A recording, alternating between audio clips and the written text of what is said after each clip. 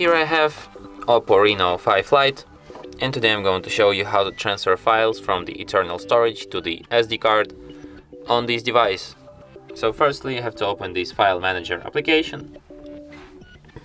You can transfer photos, videos, audio, documents, APKs, archives, downloads. Let's transfer, for example, some photos. For example, this one, and this one. Then tap if you want to select if you want to copy or you want to move it. So let's copy it, and then select SD card, and then select to which folder you want to copy them. For example, to this download folder, and tap copy to here.